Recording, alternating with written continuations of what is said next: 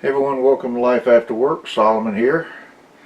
I've had some changes here at the table. I managed to get my water line cut done on the dust collector, and still looking at it, I feel like there's a couple more things I want to do as far as putting some detail on the hull. But I did get some things that I ordered, finally received them. And I've got to compliment my friends in Australia. I went to a company on the internet. It's Modeler Central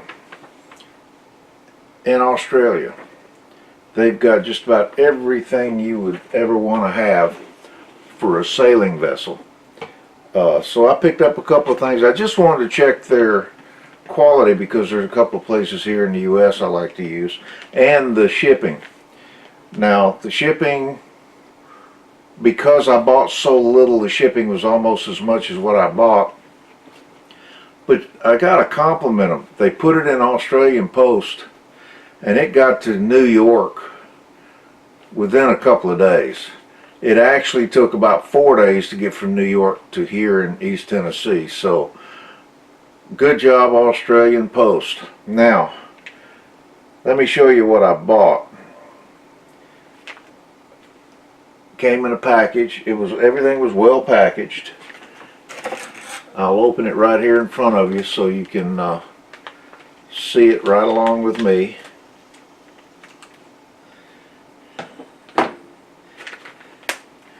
In my last video we talked about anchors, how this anchor, and I don't know how well that'll show up, but how this anchor just was unsatisfactory. Well, this is the type of anchor right here that should be on this ship. I have to assemble it, but it's got everything it's supposed to have. They're really nice detailed anchors. I have two of them. The dust collector only had one anchor. They always had two anchors, one on either side of the bow. These look to be really nice quality.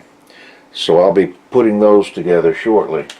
I had these two little pieces with a matchstick between them and the cord for the anchor wrapped around it with a little handle on the side.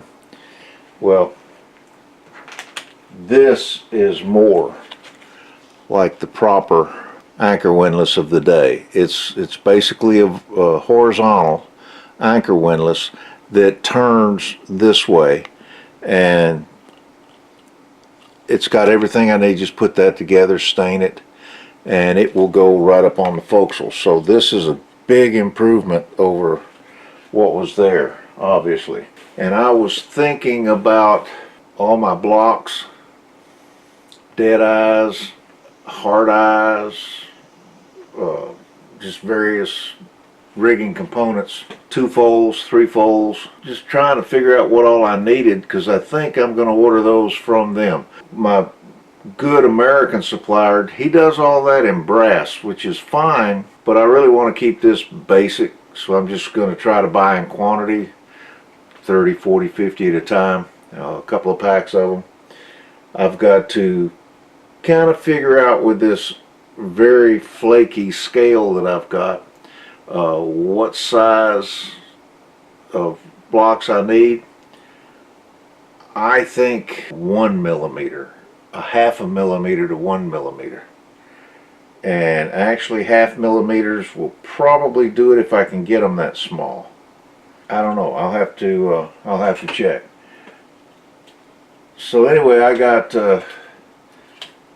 I've still got to do a little bit more research. And I've been looking at the masts now that I've got the hull cut. It's not finished yet. I did cut it by hand using a hacksaw blade, because you get a real fine cut with it. It just takes a while, and it doesn't chip out, doesn't cause problems. And I didn't want to chip this wood, but it kept drifting on me. Not much. I could correct it back. and I've got to now do a little bit of leveling with it. But I found out what the drifting was for. Let me get the bottom and I'll show you. It was formed around corrugated cardboard. Every bit of the hull was formed around corrugated cardboard, and then reinforced with these pieces of wood that were put in here, very thin pieces. I have to see. I'm thinking about some more possible changes to the part of the hull I have in the waterline cut, just to make it look less boxy. I know I said this was going to be a platform for doing rigging. Well, it is. And I'm going to have to make my masts, because these masts were wrong. They weren't tapered. The yards were pinned in with little wood pins, and I don't know. I don't think I can save much of it. I was thinking, though, that there are some things I can do, and I might be able to save it, part of it, anyway. So I'm still looking at that. Hopefully I'll get on with this video shortly. When I do, we'll talk a little bit about masts and other possible changes to this model. So what am I thinking of doing here? I've pulled all these parts out of the scrap pile. This was the scrap pile. Stuff that I pulled off that I'm throwing away. And I've laid some of this other stuff out. But let's say I wanted to use a couple of these cannon, and I'm not sure how I'll put them in,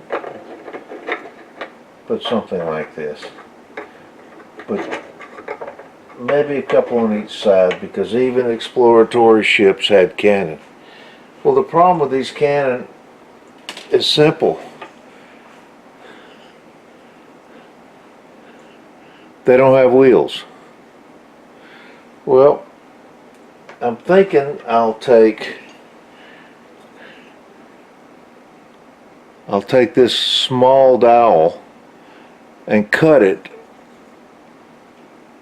into wheels and put those wheels on the cannon and go ahead and reuse these cannon. But instead of having about 8 or 10 of them, which is ridiculous for this ship, I'll put a couple here, get them lined up, and then these cannon, which are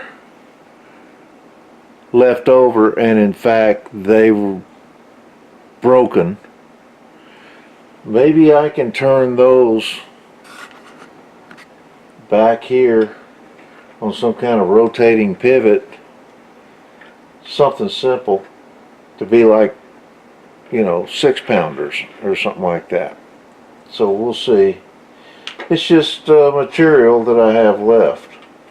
So anyway, that's something to do, something to think about. And then of course you add to that this much improved anchor windlass up here that I will glue together, stain and varnish.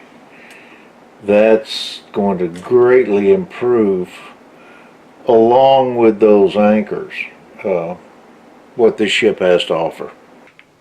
And here's the anchor I put together. I've got 2 of them. I haven't put the other one together yet. I'll kind of wait a little while on it. But there it is. That is the type of anchor that should be on this type of ship. Not a grappling anchor. Besides, the grappling anchors were all iron anchors. They didn't have wood grappling anchors. So this is simply going to give it a better look. So I think with everything we've done this week, cutting the ship down to waterline, getting these new parts, I'm going to start detailing the hull a little bit. And the kind of detail I'll be using is what you see in this model right here. If you look down the sides, you see some of the structural support and details, and that's basically what I'm going to try to add to this. And I'm going to get the wood from the base and the bottom of the ship that I cut off, so it'll match. So I'm rocking and rolling. Thank you for stopping by. We'll see you in the next video. Bye.